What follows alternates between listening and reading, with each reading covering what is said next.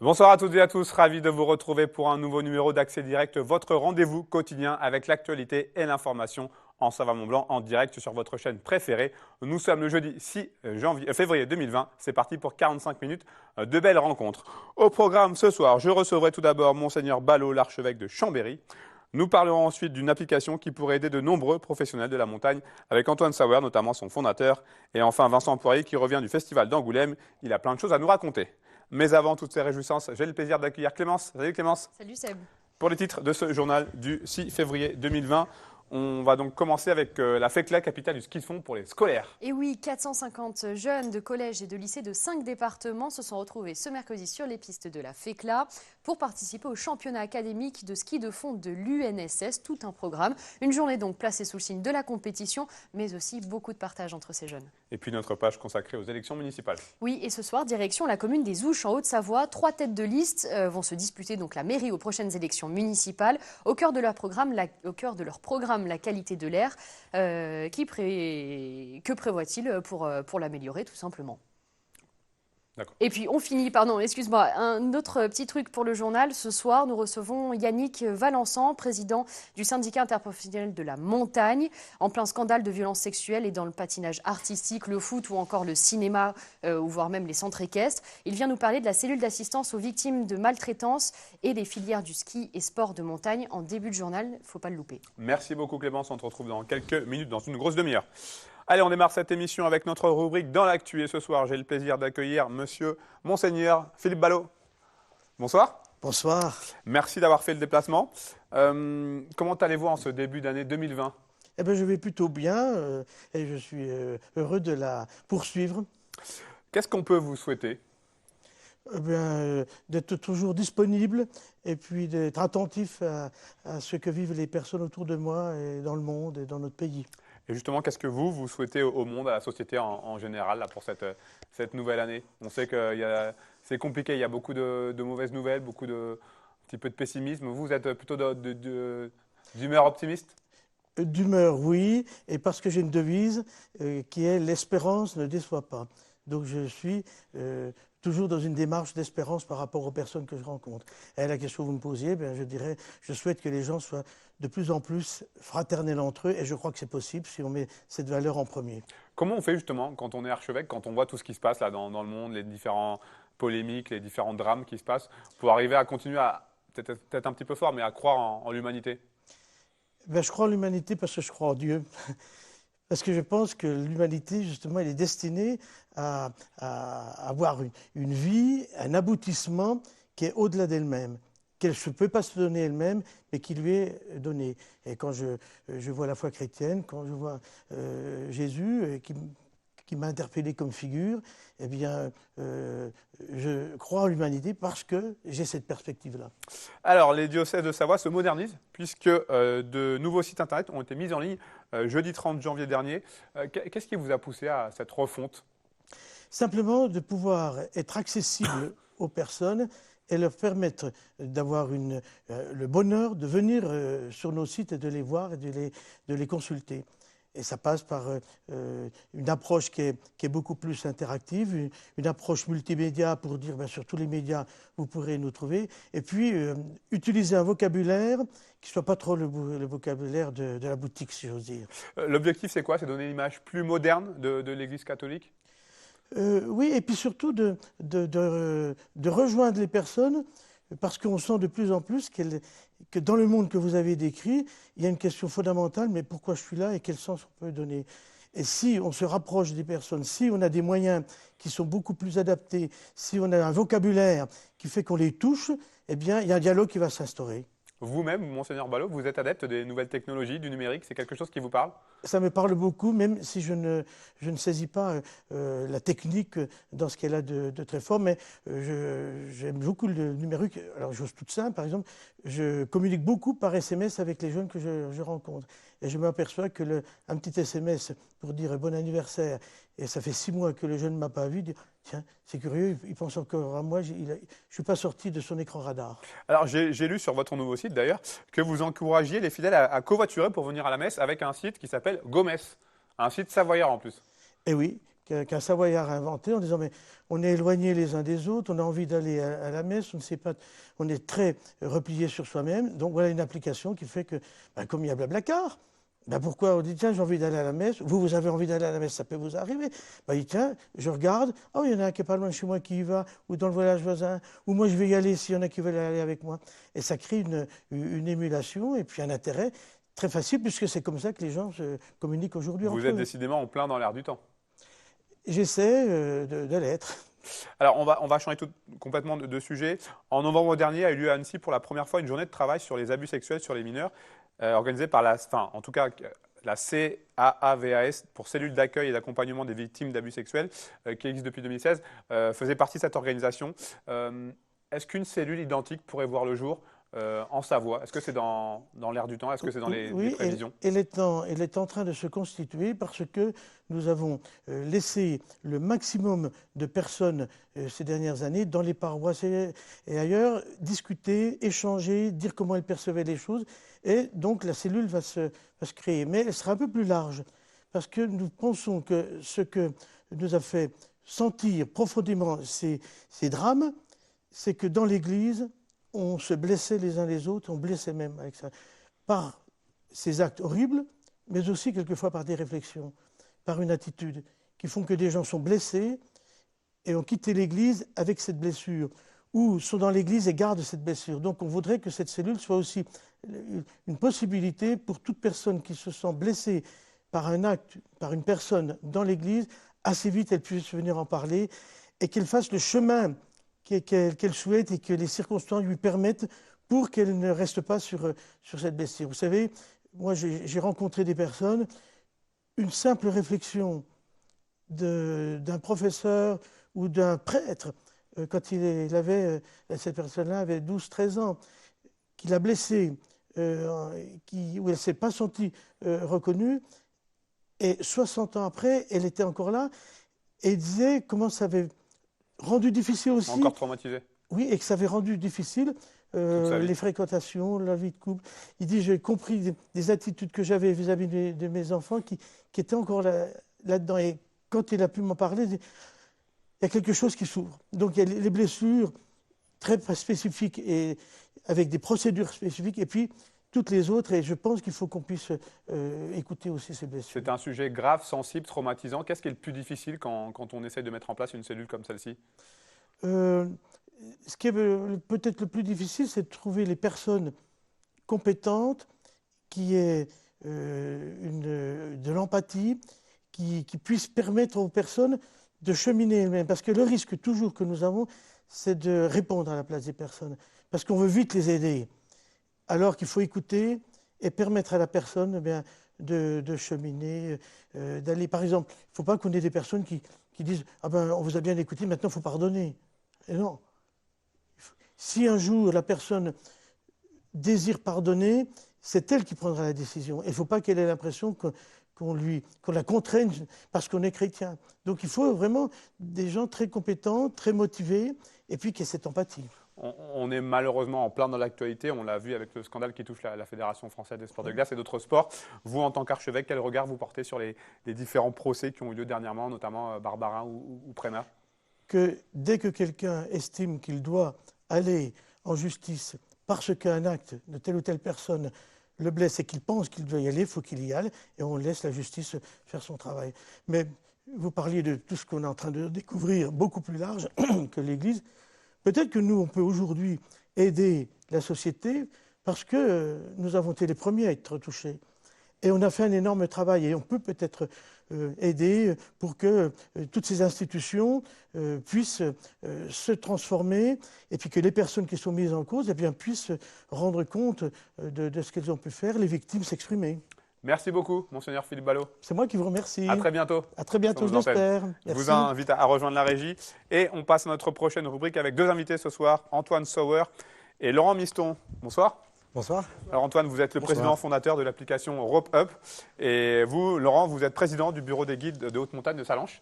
On va commencer avec vous, Antoine. Rope Up, qu'est-ce que c'est tout simplement? Alors Rope Up, c'est une application web. C'est une application de gestion commerciale qui est dédiée aux travailleurs indépendants dans le milieu de la montagne et du sport en général. Rope Up, ça veut dire encordez-vous. Donc c'est une application qui permet de travailler en réseau. Comment est-ce que ça fonctionne très concrètement? Alors c'est une application qu'on ne télécharge pas, sur laquelle on va directement sur un site, sur le site internet. Il faut une connexion.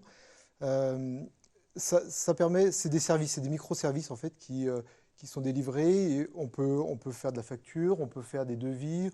Il y a de la réservation en ligne avec un planning. Il y a un fichier client, etc.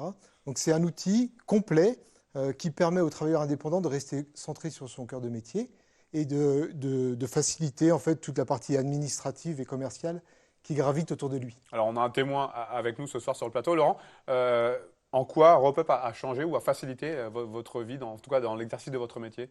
Toutes ces tâches administratives auxquelles on ne pense pas forcément. Oui, alors Rope Up est venu carrément révolutionner notre petit bureau, parce qu'il faut savoir qu'on est le bureau de Sallanches, c'est un tout petit bureau. On est 14 et on fait tout nous-mêmes. Donc on n'a pas de secrétaire. Donc c'est le trésorier, c'est un guide. Le président, c'est un guide, bien sûr. Et donc on fait tout nous-mêmes. Donc c'était compliqué. Et à tel point qu'à un moment, on s'est dit, comme on commençait à bien marcher et avoir un peu de clientèle, ça commençait vraiment à devenir très dur pour suivre et faire toutes ces tâches administratives. Donc c'est là qu'Antoine est venu. Et, parce qu'on se connaît quand même de longue date, on fait de la montagne ensemble, donc Antoine connaît bien la problématique justement des guides de haute montagne en particulier, des accompagnateurs, et Antoine est venu nous proposer cette solution, et c'est vrai, donc on est parti dans l'aventure, ça fait 2 ans qu'on est ensemble maintenant, ouais. Et on est parti dans l'aventure et on a co-développé l'application, et j'avoue que maintenant, là, au jour d'aujourd'hui, vraiment, on a un produit qui est vraiment superbe, parce que ça nous permet, comme tu le disais, de rester centré sur notre cœur de métier. On n'a plus besoin, les tâches administratives sont divisées par 3, 4. La facturation, c'est devenu très très simple. Mais on n'aurait pas pu avoir ce niveau d'efficacité tout seul. Laurent, qu'est-ce qui vous a poussé? Est-ce qu'il y a un élément déclencheur pour vous dire, bon allez, je vais me lancer là-dedans? Oui, alors moi ça fait 20 ans que je travaille dans le sport et le management. Et j'avais dans mon entourage beaucoup de travailleurs indépendants qui ont cette difficulté de se vendre, de gérer l'administratif. Donc la première chose, c'est que c'est venu d'une observation du terrain et ensuite d'une demande de mon entourage de créer quelque chose de nouveau et de facilitant. La deuxième chose qui m'a aussi mis en route, c'est cette peur ou cette crainte de voir arriver toutes ces plateformes d'intermédiation qui se placent un peu comme le feraient des plateformes ubérisantes entre un client et puis quelqu'un qui apporte un savoir-faire. Et je trouvais ça très dommage que dans un milieu un peu fragile, on laisse la place aux puissants qui ont beaucoup d'argent et qu'on ne laisse pas la place à des créateurs qui sont là, non pas pour venir en intermédiation, mais qui sont là pour venir supporter l'artisan. Oui. Il est vraiment là pour nous aider, quoi. C'est vraiment, en fait, j'aime bien dire que Rope Up, ils travaillent dans l'ombre. Donc ils sont un peu la face cachée, la face nord, si on peut dire. Ils viennent nous épauler et nous, ça nous permet justement de rester concentrés sur notre métier, d'être avec nos clients. Et donc Antoine et puis Rope Up, bien sûr, nous aident justement à faire toutes ces tâches qui sont très difficiles pour nous au quotidien. Parce que vous, justement, en tant que guide de haute montagne, on n'est pas forcément formé à ces tâches? Ben non, exactement. On est tous des travailleurs indépendants. On travaille donc ou en association, souvent en association. ou de manière seule. Donc on n'est pas formé et du coup on a beaucoup de difficultés à réaliser toutes ces tâches. Et là, l'avantage avec RoPup, le système de facturation, de devis, faire un devis, c'est très très simple. Un devis se transforme en facture très rapidement, en un clic. On fait tout très rapidement. Et ça, c'est des tâches qu'on avait vraiment du mal à faire avant. C'est pour ça qu'on est en discussion aussi avec beaucoup de centres de formation qui s'intéressent à ce qu'on fait, parce que dans les modules de formation, souvent, la partie gestion commerciale administrative est mise un peu de côté. Et ça s'avère intéressant de rentrer dès le départ dans les cycles de formation pour apporter un peu de sensibilisation à tout ça et proposer des outils qui soient faits sur mesure. Comment est-ce que vous avez fait justement pour rendre accessibles ces logiciels, ces outils? Il y a beaucoup, c'est une des difficultés qu'on peut avoir, c'est de faire rentrer un amoureux de la montagne, un passionné de sport, quelqu'un qui adore la sensation, de le faire rentrer dans l'ordinateur. Ça, c'est complètement improbable. Et c'est la grosse difficulté, effectivement. Donc, vous avez mis excusez-moi, vous avez mis du temps à l'apprendre. La prise en main a été très rapide, en fait. Donc, bien sûr, ce qui est bien, c'est qu'avec RoPup, on a quand même une équipe qui nous suit, que ce soit par WhatsApp, au téléphone, en direct. Et ça, c'est vraiment quelque chose de très précieux. Donc, d'être rentré dedans, ça n'a pas été si compliqué. Mais effectivement, on peut avoir des réticences quand on ne connaît pas. Mais une fois qu'on est rentré dedans, je vous assure, et qu'on maîtrise l'outil, on ne peut plus s'en passer. Moi, c'est simple. Maintenant que je l'ai, je l'utilise au quotidien, même pour mes activités personnelles. J'imagine en tant que c'est assez grisant d'entendre un témoignage comme ça. Oui, c'est chouette, c'est sympa. C'est ça aussi qui me met en mouvement, qui met en mouvement toute mon équipe, parce que c'est un service avant tout. Et on a développé, et c'est comme ça qu'on arrive à toucher des gens, on a développé tout un réseau sur le terrain. Pour moi, ce qui est important dans l'informatique, c'est l'humain. C'est un peu paradoxal, mais je fais très attention à ce que notre équipe soit derrière les ordinateurs, sur la recherche et le développement. En permanence, on se remet en question et on recherche des nouveautés. Donc on a notre ingénieur en chef qui travaille H24, on a 2 autres développeurs, mais on a aussi une équipe sur le terrain au contact des adhérents pour rechercher des informations, des améliorations. Et comprendre aussi comment on peut les aider, puisque c'est notre souci principal. C'est quoi la suite? Est-ce qu'il y a des envies d'expansion? Oui, alors la suite, déjà à très court terme, j'espère qu'on va réussir à renforcer notre l'existant, tout le produit existant bien sûr, mais aussi notre relation avec les syndicats professionnels qui nous connaissent et avec qui on avance. Dans un deuxième temps, on va bien sûr se renforcer sur la Savoie, la Haute-Savoie. Il y a beaucoup à faire et je pense qu'on peut vraiment apporter quelque chose d'intéressant. Et puis, on a démarré des partenariats avec des écoles d'autres sports, comme l'École nationale de voile et de sport nautique à Quiberon. Parce que finalement, ce n'est pas que la montagne, c'est tout le milieu du sport qui a besoin de ce genre d'outils, tout le milieu associatif qui a besoin de ces outils pour rester concentré sur l'humain, sur l'accompagnement sur le terrain et pas sur de l'administratif. De toute façon, c'est une solution qui va contenter, qui contente déjà les professionnels, mais qui peut contenter et apporter vraiment des grands services aux associations. Et aux particuliers. Et aux particuliers, bien sûr. J'en suis persuadé, parce que, encore une fois, la prise en main est facile et surtout, on gagne vraiment beaucoup de temps. Ce que je voudrais dire, c'est que RoPup, ça veut dire Encordez-vous, on travaille sur 2 niveaux, les structures, les indépendants qui gravitent autour, et c'est tout cet écosystème qu'on fédère et qu'on consolide. Voilà. Et j'en profite pour saluer, pour terminer, parce que c'est mon dernier mot, pour saluer un ami et qui est adhérent de la solution, qui s'appelle Flac, et qui doit être peut-être à l'hôpital, qui a eu un accident très grave. Et on le salue très fort. Voilà. Une belle pensée à Flac. Merci beaucoup, messieurs, en tout cas. Merci. Merci à bientôt. Longue vie à RoPup, alors. Merci. Allez, on termine cette première partie avec Vincent Poirier, notre bénévore. Salut Vincent. Salut Seb. Alors, on n'a pas pris tout ce qu'il faut, c'est parfait. J'ai tout ce qu'il faut. Pas trop fatigué de ta semaine. On rappelle, tu étais du côté d'Angoulême. On en parlera en deuxième partie, mais Angoulême, c'est beaucoup de choses. aussi un petit peu fatigué, mais un peu galvanisé aussi, donc ça va. Alors, on va démarrer donc cette petite sélection ce soir. On démarre avec un classique, Sacrée sorcière, qui a été revisité par quelqu'un que l'on connaît très bien du côté d'Annecy et qui connaît bien Annecy, Pénélope Bagieux. Et oui, Pénélope Bagieux, alors effectivement, elle s'est fait connaître tout d'abord par un blog il y a longtemps, Ma vie est tout à fait fascinante, où elle avait un personnage qui la représentait, Pénélope Jolicoeur. Elle a ensuite fait un certain nombre de bandes dessinées jusqu'à l'ultra-explosion des culottés. C'est 500 000 exemplaires vendus juste en France et des millions d'albums vendus au monde. Donc c'est un phénomène hors norme. Et là, ça attaque un gros morceau. Des années que je rêvais, je ne comprenais pas pourquoi il n'y a pas de Roald Dahl adapté en bande dessinée. Ça s'y prête tellement et je suis tellement heureux que ce soit elle qui est derrière cette adaptation. Donc Sacrée Sorcière, c'est celui qu'elle a choisi, qu'elle a réussi à mettre en place, parce que ça n'a pas été simple.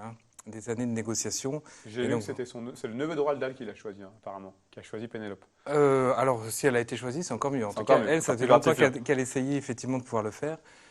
Donc voilà, je pense qu'ils étaient effectivement plusieurs sur le coup. C'est réussi selon toi? C'est très très réussi. Non seulement c'est réussi parce que déjà l'œuvre originelle est formidable. Moi je l'avais lu un nombre de fois incalculable. Ça fait partie des livres qui marquent. Quand j'étais enfant et j'ai retrouvé les plaisirs que j'avais quand j'étais enfant en le lisant. C'est revenu, mais comme si je le vivais à nouveau. Donc à la fois quelque chose de, on va dire, doucement régressif, mais aussi finalement avec mon âme d'adulte, mon regard nouveau. Et puis elle l'a modernisé. Malgré tout, elle y a apporté un petit truc en plus qui fait qu'on n'est pas que dans une retranscription, ça n'aurait pas forcément été nécessaire dans ce cas.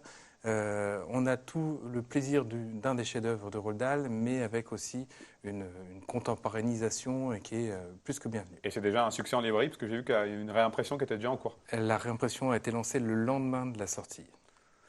Deuxième classique. Et deuxième classique. Avec Tif et Tondu. Également. On change de rythme, mais là aussi, les spécialistes de bande dessinée savent de quoi ça parle. Ah bah, Tif et Tondu, c'est une série qui a eu vraiment son heure de gloire dans les années 50, qui a eu une réémergence dans les années 80, qui s'est arrêtée en 97. On pensait avoir fait le tour de Tif et Tondu. Alors, Tif, c'est le chauve, Tondu, c'est le barbu. Il y a des petites facéties. On retrouve un revival en fait d'une bande dessinée très classique, et là aussi avec une vraie modernité, et en même temps avec un style très cinéma. On est vraiment dans un cinéma des années 80, mais du bon cinéma des années 80. Les dialogues sont délicieux, truculents par moments, les situations partent dans toutes les directions. Je te rejoins vraiment sur le côté cinéma, on a vraiment l'impression de se retrouver face à un film. Oui, et en même temps avec quelque chose d'extrêmement moderne. Ça a été un des plus grands régals de lecture que j'ai eu ces derniers temps.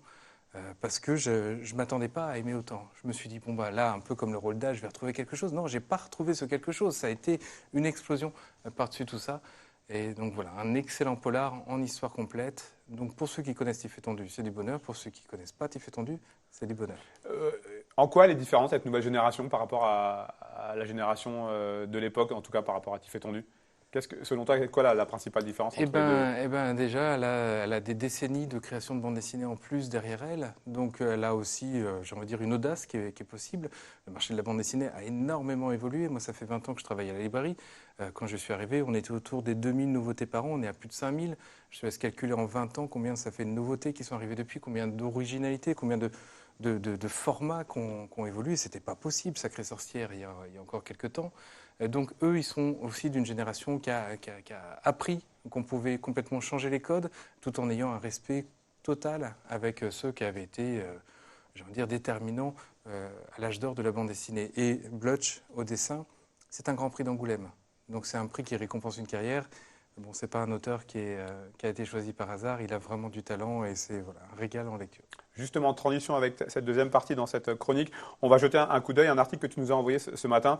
C'est à découvrir sur le site internet des Inrocks, avec un titre assez accrocheur, Angoulême 2020, un festival marqué par le sentiment de révolte. Tu as eu le sentiment d'avoir assisté à une édition particulière cette année, en 2020? Très sincèrement, ça gronde depuis un certain nombre d'années, mais cette année, ça a encore pris une autre dimension. Les auteurs, c'est vraiment j'ai envie de dire, malheureusement, la dernière roue du carrosse de toute l'édition, alors qu'il devrait être au-delà de la matière première, vraiment l'origine de tout. Et finalement, c'est les moins bien considérés de toute la chaîne du livre, ce qui est absolument terrible, très sincèrement. Et ça s'est encore durci ces derniers mois. On a découvert que beaucoup croyaient cotiser depuis des années, des décennies pour leur retraite. Et en fait, il y a une petite faille dans le système, vous n'avez rien cotisé. Enfin voilà, c'est au-delà de la goutte d'eau de trop. Et à Angoulême, au même moment, a été lancé par le ministère de la Culture 2020, année de la bande dessinée. Donc, quitte à parler de bande dessinée, c'est peut-être aussi le moment de savoir effectivement reconnaître ceux qui la créent. Donc voilà, ils ont tenu à rendre un petit peu visible leur situation qui paraît complètement folle. Aucun scénariste n'aurait osé une histoire aussi dingue qui est pourtant réelle. Et donc c'est vrai que vivre de la bande dessinée, c'est devenu illusoire. Alors on fait miroiter le métier passion, mais quand il y a Ça reste un métier. plus d'un tiers qui vit en dessous du seuil de pauvreté, Ah oui. c'est énorme. Est-ce qu'on a un début d'explication de cette situation dans laquelle se trouvent les auteurs, il y a un rapport, notamment par rapport à ce que tu disais, la cotisation? Ouais, il y a un rapport qui a été missionné par le ministère de la Culture, qui a été fait, qui fait 120 pages, le rapport Racine, qui permet effectivement d'aller mettre les mains là où ça fait un petit peu mal, mais aussi finalement de proposer des solutions. Les solutions sont nombreuses, les solutions ou les pistes de réflexion sont nombreuses. Après, effectivement, c'est pas parce que ça a été marqué que ça va être aussi simple que ça. C'est entre les mains évidemment de l'État et du ministère de la Culture.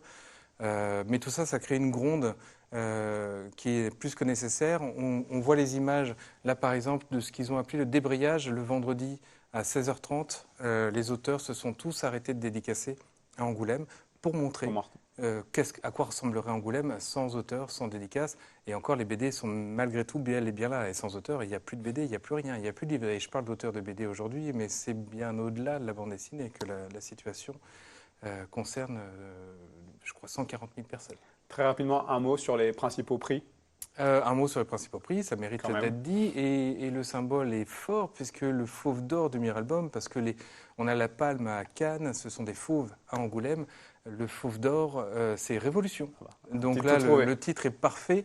C'est un ouvrage qui se passe en 1789, on s'en doutait un tout petit peu. Une première partie d'une trilogie. Donc le premier s'appelle Liberté, le tome 2 s'appellera Égalité, le tome 3 Jusqu'à la mort. Et oui, il y avait un petit piège. Il y avait un petit piège, et ça va être 1000 pages en tout qui vont être consacrées à cette révolution qui va montrer toutes les strates de la société. C'est-à-dire plutôt que s'intéresser à un personnage ou toujours les mêmes un peu clés dans ceux qu'on a appris à l'école. Là, c'est toutes les strates. C'est un angle d'attaque qui est j'ai envie de dire, extrêmement complexe en point de départ, mais complètement maîtrisé par les auteurs qu'on dessinait, on dit à 4 mains. Donc ils se sont associés graphiquement aussi. Et c'est un prix où on ne peut plus mériter. C'était pas mon favori, mais vraiment bravo. C'était extrêmement mérité. Il y a eu le prix Polar, No Direction, un polar très noir, très violent, terrible, mais remarquable. Il y a eu le prix Grand Prix d'Angoulême. Je parlais de Blutch tout à l'heure. Le Grand Prix d'Angoulême, c'est Emmanuel Guibert, que j'aime de tout mon cœur. Un immense auteur, multitalent. Il sait tout faire, ce garçon, et même un peu mieux que tout. Et c'était un des invités d'ailleurs de Sevrier BD. C'était l'invité d'honneur il y a 2 ans. Comme quoi, vous avez né creux. Il est talentueux, on le savait, il n'avait pas besoin de nous pour ça. Et il y a eu le prix René Goscinny du meilleur scénario qui a été décerné au Dernier Atlas. Le Dernier Atlas qui est co-scénarisé par Gwen de Bonneval et Fabien Vellman. Et Fabien Vellman est notre invité d'honneur de Sevrier BD. Cette année, 4 et 5 avril, il sera là. Et il a quand même passé un petit message. Il en a profité à la remise des prix. Il a fait descendre tous les auteurs qui étaient présents ce jour-là. Et ils ont fait un discours en expliquant la situation dont on vient de débattre. Et ils ont annoncé qu'ils ne remettraient plus les pieds à Angoulême tant que la situation ne serait pas véritablement améliorée. Donc il est temps que les choses avancent. Merci beaucoup pour ce point très complet, Vincent. Merci beaucoup. Bientôt. À très vite, on se revoit très rapidement. Merci à vous. On se retrouve dans quelques minutes justement pour le journal de la rédaction présenté par Clémence Waldès. À tout de suite. Ce sont nos premiers interlocuteurs dans nos villes, villages et stations. Le maire reste